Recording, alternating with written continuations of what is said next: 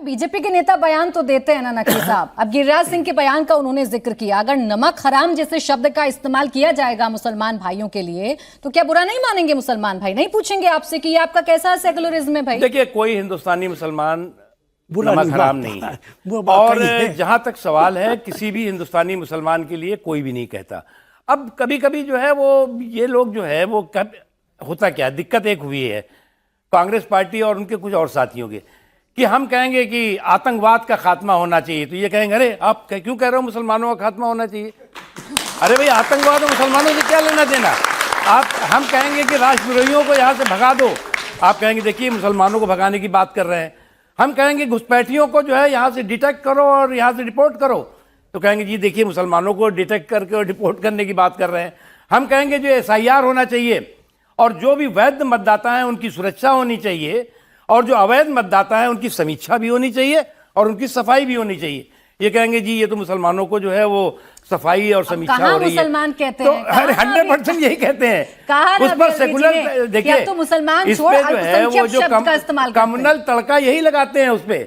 Otherwise इनको थोड़ी दर्द है। इन्होंने कभी कहा क्या कि साहब ये जो है वो हिंदुओं को नुकसान होगा?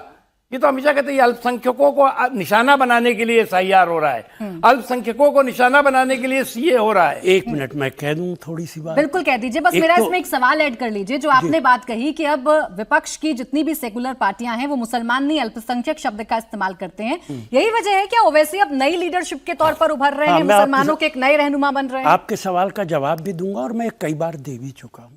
पहली बात इन्होंने कही कि ध्वनि का पॉल्यूशन होता है और उसका प्रशासन कानून के मुताबिक उसे करता है। मैं बड़े अदब से कहूँगा, नकवी साहब मंत्री भी रहे, बीजेपी के नेता भी हैं, आप जो कह रहे हैं संभल के अंदर उसी को इम्प्लीमेंट करा दीजिए।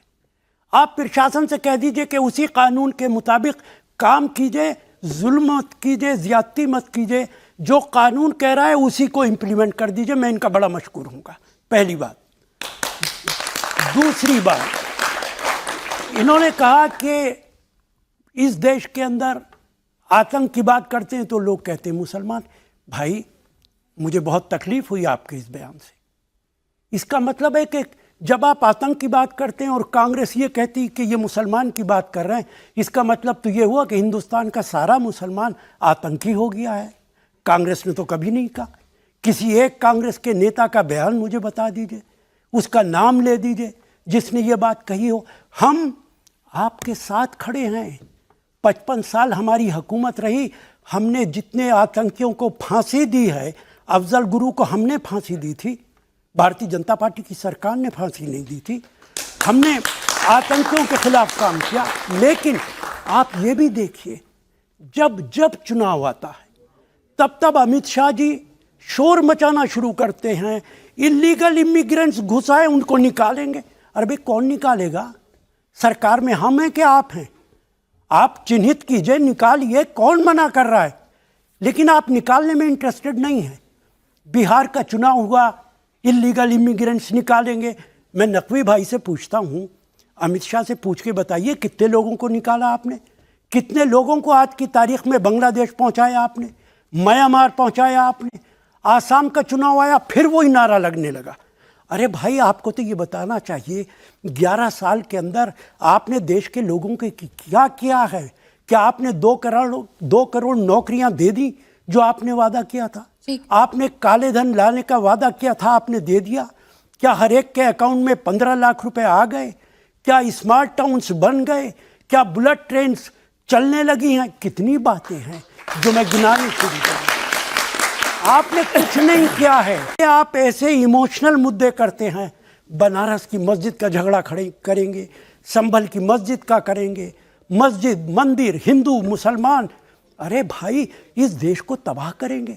अभी आपने कहा पाकिस्तान इस्लामिक स्टेट बना, हिंदुस्तान सेकुलर बना। अरे RSS तो अंग्रेज के साथ खड़ी थी भाई। इस देश को सेकुलर तो कांग्रेस ने बनाया है। जवाहरलाल नेहरू हिंदू थे, मुसलमान नहीं थे। सरदार पटेल हिंदू थे, मुसलमान नहीं थे। राजेंद्र प्रसाद हिंदू थे, मुसलमान नहीं थे। राजा गोपालाचार्य हिंदू थे, मुसलमान नहीं थे। इसके बावजूद सेकुलर संविधान दिया, चूंकि वो जानते थे कि इस मुल्क के अंदर सैकड़ों ज़बानें बोली जाती हैं।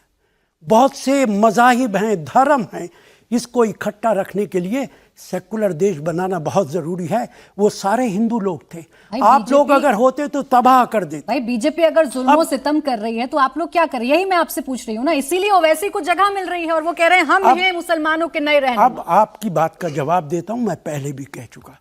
देखिए, अवैसी जो ज़बान बोलते हैं वो मुसलमानों को अच्छी लगती है, और इसलिए अच्छी लगती है कि शायद दूसरे लोग वो ज़बान नहीं बोल पाते, लेकिन उनकी ज़बान का फ़ायदा ये उठाते।